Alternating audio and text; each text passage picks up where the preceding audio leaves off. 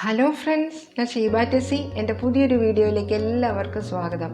പഞ്ഞി പോലെ സോഫ്റ്റ് ആയിട്ടുള്ള പാലാടയുടെ റെസിപ്പിയുമായിട്ടാണ് ഞാനിന്ന് വന്നിട്ടുള്ളത്.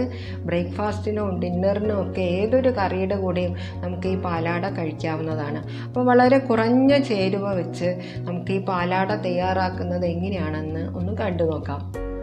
ഇത് തയ്യാറാക്കാനായിട്ട് ഒരു കപ്പ് പച്ചരി ഏകദേശം 4 മണിക്കൂർ നേരം ഞാൻ കുതിർത്തെടുത്ത് അതിൻ്റെ വെള്ളമെല്ലാം ഊറ്റിക്കളഞ്ഞ ശേഷം അരയ്ക്കാനായിട്ട് എടുത്തിട്ടുണ്ട്.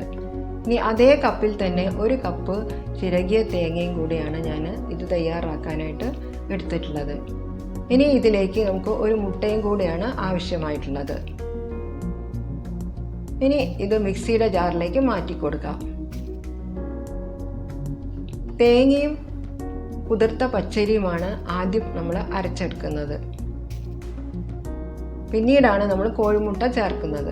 ഈ കോഴിമുട്ട ചേർക്കുന്നത് കൊണ്ട് ഇത് അരയ്ക്കാനായിട്ട് നമ്മൾ നിർബന്ധമായിട്ടും തണുത്ത വെള്ളം, അതായത് ഐസ് വാട്ടർ തന്നെ ഉപയോഗിക്കണം.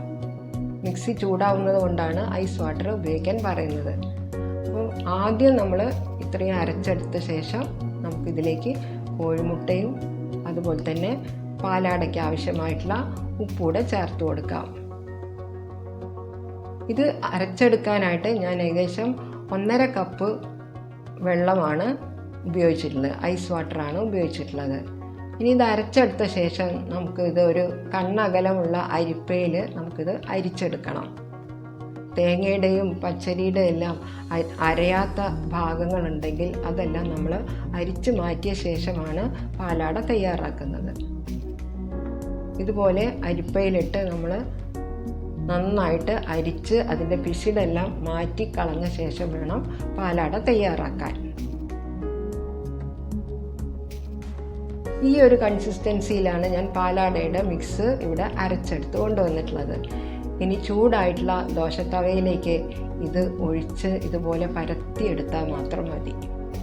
ഗ്യാപ്പുകളിലെല്ലാം മാവ് ഒഴിച്ച് ഫില്ല് ചെയ്യാം.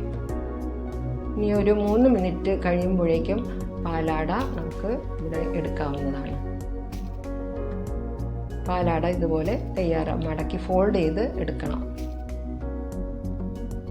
അപ്പോൾ എൻ്റെ റെസിപ്പി ഇഷ്ടമായാൽ ഒന്ന് ലൈക്ക് ചെയ്യാൻ ആരും മറന്നു പോകരുതേ. പുതിയ ഫ്രണ്ട്സ് ആരെങ്കിലും ഉണ്ടെങ്കിൽ ഒന്ന് സബ്സ്ക്രൈബ് ചെയ്ത് എന്നെ ഒന്ന് സപ്പോർട്ടും കൂടെ ചെയ്തേക്കണം കേട്ടോ. വളരെ സോഫ്റ്റ് ആയിട്ടുള്ള രുചികരമായിട്ടുള്ള ഈ പാലാട നിങ്ങൾ വീട്ടിലെല്ലാവരും ഒന്ന് തയ്യാറാക്കി നോക്കണം. കൂടാതെ നിങ്ങളെ ഫ്രണ്ട്സിനും റിലേറ്റീവ്സിനും എല്ലാം ഈ റെസിപ്പി ഒന്ന് ഷെയർ ചെയ്തും കൊടുക്കുമല്ലോ. ഏതൊരു കറിക്കും നമുക്ക് ഈ പാലാട കഴിക്കാവുന്നതാണ്. Thank you for watching.